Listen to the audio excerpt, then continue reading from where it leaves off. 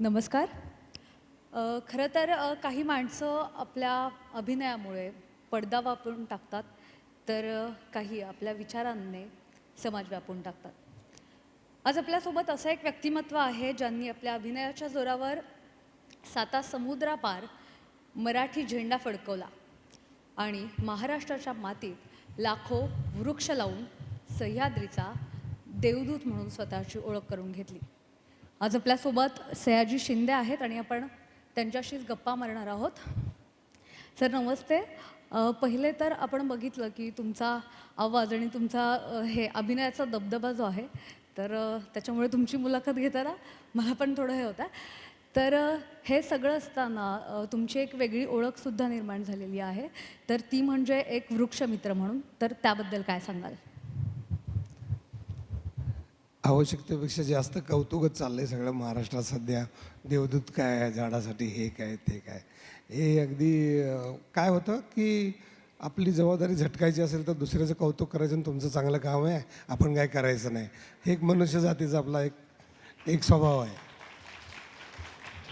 त्यामुळं माझं कौतुक करायची काही गरज नाही. मला एवढंच वाटतं की मी आईच्या पोटातून जन्म घेतल्यानंतर जन्माला आल्यापासून ऑक्सिजन घेतो आहे, जन्माला आल्यापासून अन्न खातो आहे.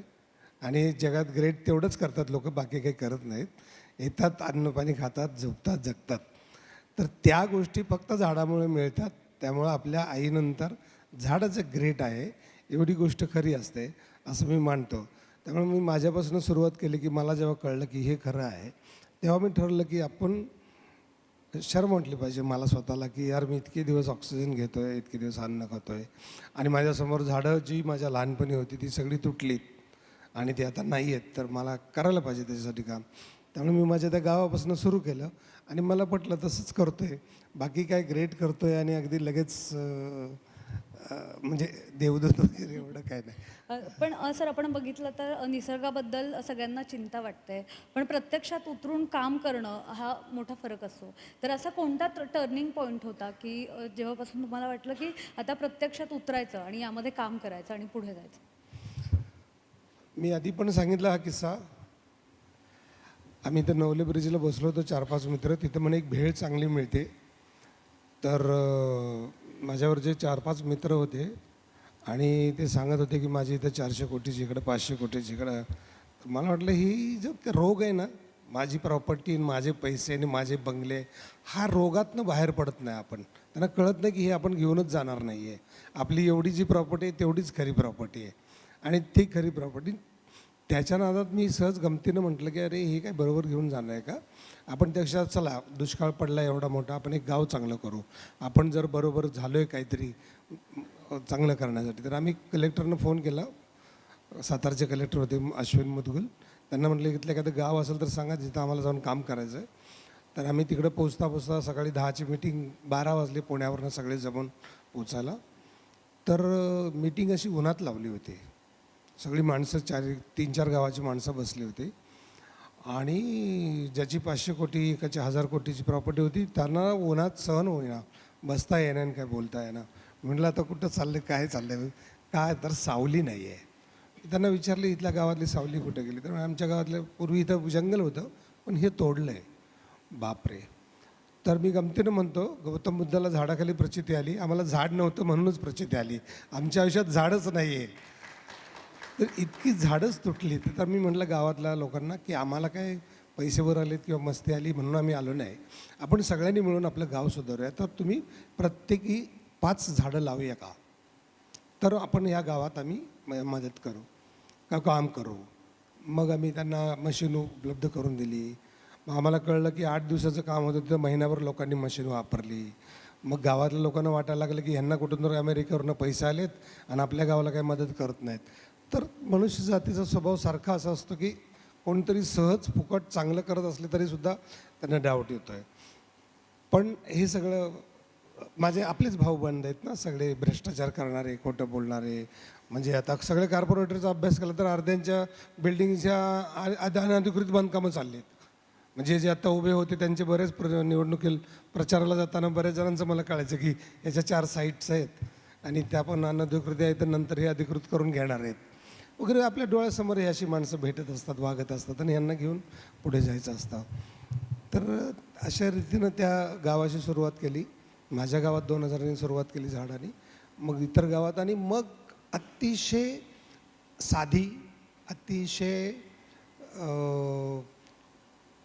कम्पॅरेटिव्हली जे स्वतःला श्रीमंत मानतात आणि कम्पॅरेटिव्हली जे स्वतःला गरीब मानतात, त्यातली जी साधी माणसं होती ना, त्यांनी महाराष्ट्रात मला जास्त मदत केली आणि त्यांच्यामुळं आत्तापर्यंत 30-40 ठिकाणी काम करायला गेलो. ह्याचं कारण आहे, जेव्हा नवल किशोर सर होते ना, तेव्हा मी 1.5 लाख झाडांनी सुरुवात केली होती, विथ गव्हर्नमेंटच्या, विथ गावच्या लोकांकडून, विथ असं करतो. पण हे सगळीकडे तसं घडतं नाही. तिथं जसं लाखभर लाख झाडं लावू शकलो, पण बाकीच्या ठिकाणी 20,000, 15,000, 40,000, 50,000 असं झाडाचा प्रकार गेला. कारण तिथला कोणतरी इन्स्पेक्टर, तिथला कोणतरी मोबाईल शॉपी विकणारा पोरगा, असा शिवराम घोडके तिकडचा आहे, अशी पोरं गोळा करत करत करत आम्ही चाललो आहे. पण हे अशी चांगली माणसं, चांगली आपल्या आवडीची, लायकिंगची असं काम करणाऱ्या लोकांना घेऊन पुढे जातो आहे, असं ते काम चालू आहे. तुम्ही खरं तर याच्यावर खूप काम करता. तुम्ही एक पुस्तकसुद्धा लिहिलं आहे सह्याद्री देवराई नावाचं. तर या पुस्तकामध्ये सुद्धा वृक्ष चळवळीबद्दल मोठ्या प्रमाणात तुम्ही लिहिलं आहे. तर त्या मागची प्रेरणा काय होती? नाही, ती मी एका रात्री अचानक लिहिलं की मनुष्य जातीनं झाडं तोडली आणि घरं बांधली. आता घरं तोडून झाडं लावायला लागतील, नाहीतर ते जगणार नाहीत. अशा पद्धतीचं ते एकदा लिहून झालं होतं.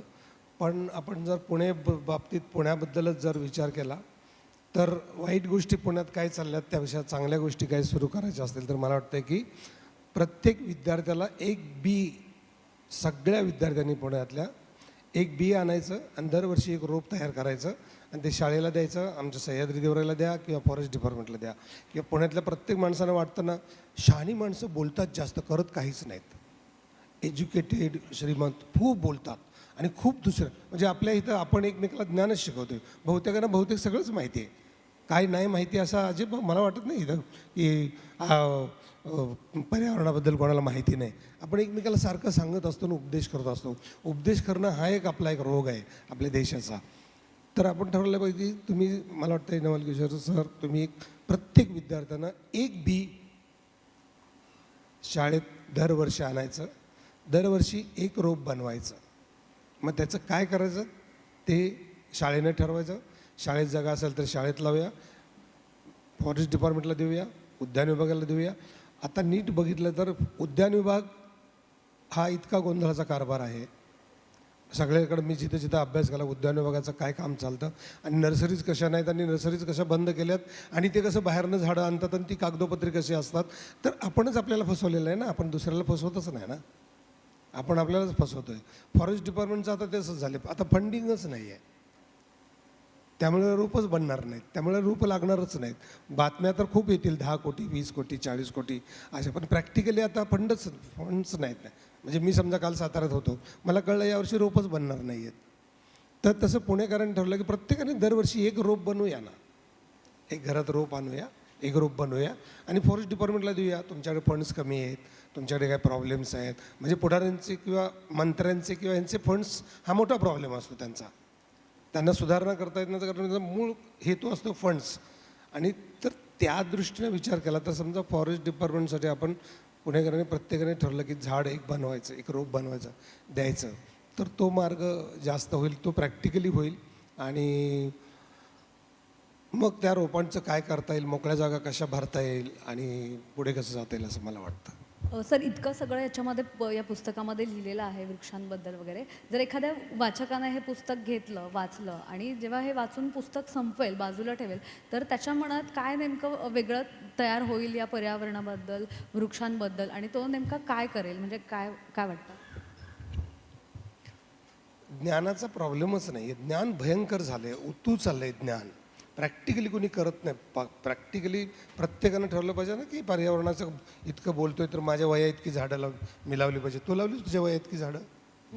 तू लावलीस का तुझ्या वया इतकी झाडं? हो, खूप. तर हिच्यासाठी टाळ्या वाजवा. प्रत्येकानं आपल्या वया इतकी झाडं लावली तर कशाला पर्यावरणाचा प्रॉब्लेम होईल ना, हे की नाही? तर तसं त्यामुळं पुस्तकं वाचून माणूस घडतो. मी घडलो आहे, मला पुस्तकाने खूप मदत केली. पण पुस्तक वाचण्यापेक्षा आत्ता एका पॉईंटनंतर प्रॅक्टिकलीवर उतरलं पाहिजे, प्रॅक्टिकल काम करण्यावर उतरलं पाहिजे. तुम्ही तुमच्या पुस्तकामध्ये देवराईचा उल्लेख केलेला आहे, प्राचीन काळापासून देवराईचा उल्लेख आहे, मात्र त्याच्याबद्दल अगदी थोडक्यामध्ये सांगता येईल का, म्हणजे देवराई नेमकं काय आहे? छत्रपती शिवाजी महाराजांच्या काळापासून जर अभ्यास केला का, मी पण माझा काही फार अभ्यास नाही, पण 350-400 देवराया समजा महाराष्ट्रात होत्या. त्याच्यामध्ये जी देवराई, देवाची राई म्हणजे वन, देवराई देवाची झाडं, आणि ती सगळी प्रकारची झाडं तिथं असायची आणि त्याला कोणी हात लावायचा नाही. आणि त्याचं जर झाड कोणाला लागणार असेल तर ते पुजारी असेल किंवा गावातला मुख्य असेल त्याच्या परवानगीने तोडायचा आणि उपयोग करायचा. तर ही पद्धत घेऊन, कारण कसं 2016च्या आधी जेव्हा आम्ही भांडण केलं होतं गव्हर्नमेंटचे, तेव्हा 1,37,00,000 फक्त गुलमोहरच होती रोपं तयार, मग रेंट्रीच होती अशी वाढणारी. आणि अधिकारी प्रोटोकॉल जास्त सांभाळतात, त्यांना नोकरी करायची असते, त्यांचं घरदार असतं, आणि वरच्यांनी जर चुकीचं सांगितलं तर खालचा पण अगदी आनंदानं चुकीचं करतो. त्यामुळे गेले 50-60 वर्ष आपल्याकडे चुकीचीच रोपं तयार होत होती. त्याच्यावरती आपण एकदा भांडण केलं खूप मुनगट्टी वारा असताना, आणि तेव्हा मला रिपोर्ट कळला की मला पत्र आलं होतं दिल्लीवरनं की 1,37,00,000 इतके 38,000 फक्त गुलमोहराची रोपं तयार केली होती. म्हणजे हे सगळे अधिकारी चुकीचे होते का? हे फॉरेस्ट डिपार्टमेंट चुकीचं होतं का? अशी का रोपं बनवत होती? तर दाखवण्यासाठी. तर तसं नाही झालं पाहिजे ना. तर तसं मला असं वाटलं की देवराय ह्या कन्सेप्टमधनं हे कळालं की तिथं जगात कुठलंच वाईट झाड नाही ना. गुलमोहर काय वाईट थोडी आहे, पण एकच असला पाहिजे ना. लाखो करोड कशाला ना, मॉनोटनी असली नाही पाहिजे ना. सगळ्या झाडांचा सगळा नेमका ग्लेरिसिटी असलं तरी त्याचा नेमका वापर शेतकऱ्याने एक झाड लावलं तर त्याचा फायदा आहे ना.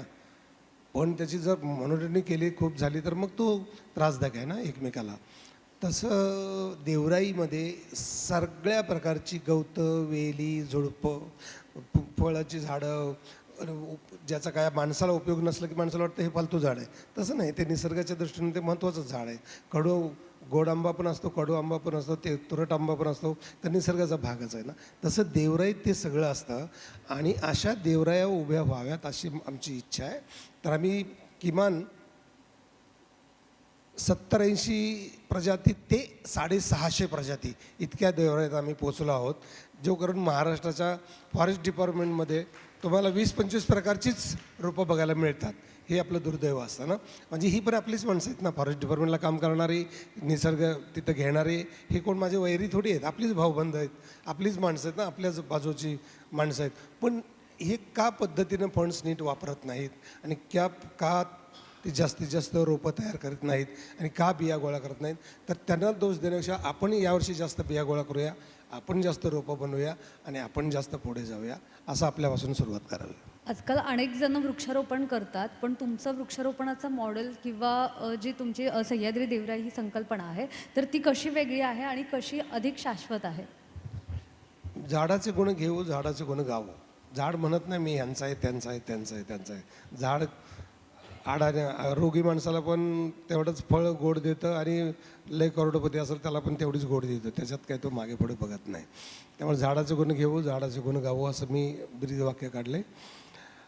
फॉरेस्टची जागा असो, कोणाचे गव्हर्नमेंटचे म्हणजे शासनाचे असो, शाळेचे असो, देवळाचे असो, तुझी असो, माझी असो, कोणाचे पण झाडं लावायची, आणि तिथं ती पुढं कायमची कुणीही त्याला हात लावणार नाही अशी ठिकाणीच लावायची. जिथं पाण्याची सोय आहे अशा पद्धतीनेच लावायची. कारण वाघिणीच्या पिल्लाला जर तिनं शिकार करायला शिकवलं नाही तर आयुष्यभर त्याला लेपर्डचं बघितलं ना, ती जे पिल्लं आणली ना तर त्यांना शिकार करता येतं, आयुष्यभर त्यांना फुकट खायला घालायला लागतं. तसं झाडांच्या मुळांना सुद्धा त्यांना पाणी घ्यायला पाणीच कुठं नसेल तर त्यांना वरूनच द्यावं लागतं, मग ते आयुष्यभर द्यावं लागतं. तसं जिथं जरा पाणी चांगलं आहे आणि संरक्षण करणारी व्यवस्था आहे अशा ठिकाणीच झाडं लावायचा विचार करतो.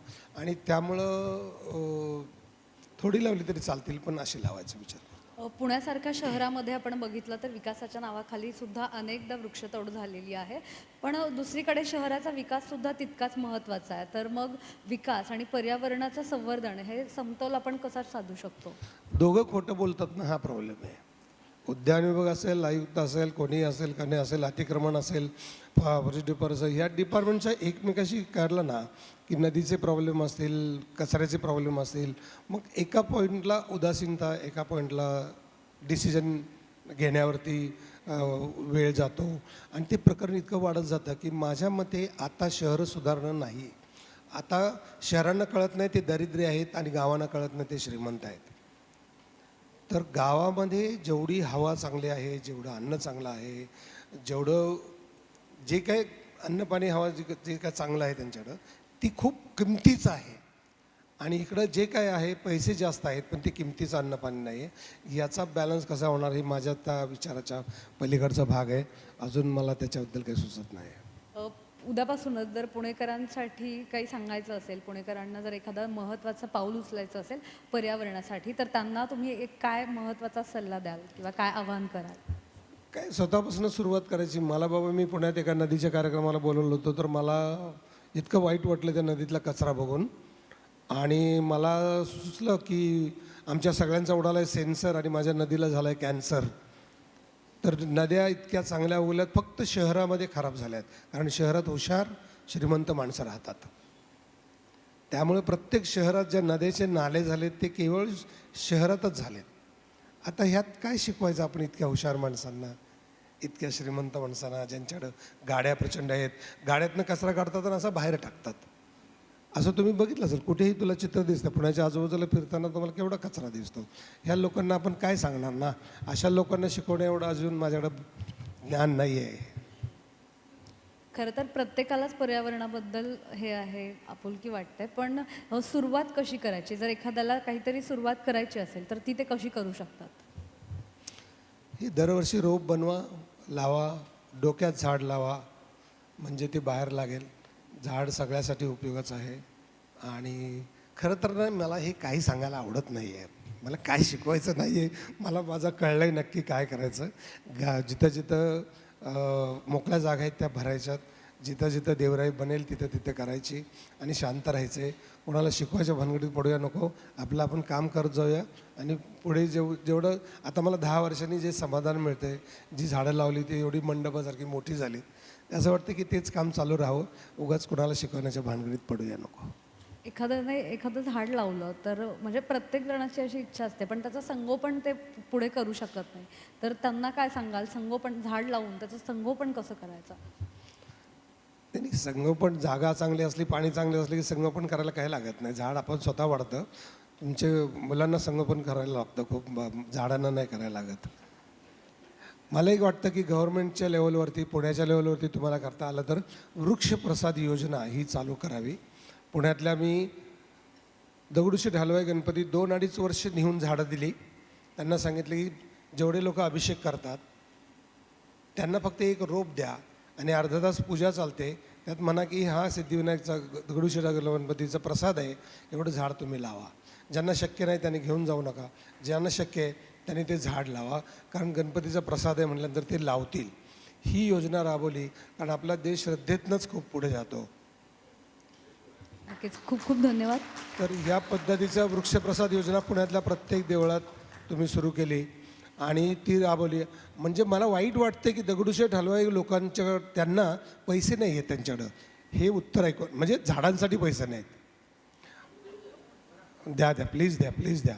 कारण कसं की तिथं मग ती योजना त्यांना माहीत पण आहे आता सगळी. तर तेवढी करा. असं प्रत्येक देवळातनं केली ना तर बऱ्यापैकी पर्यावरणाचा प्रश्न लोकांच्या इथून सुटेल असं वाटतंय. चालेल, खूप खूप धन्यवाद. थँक्यू. धन्यवाद.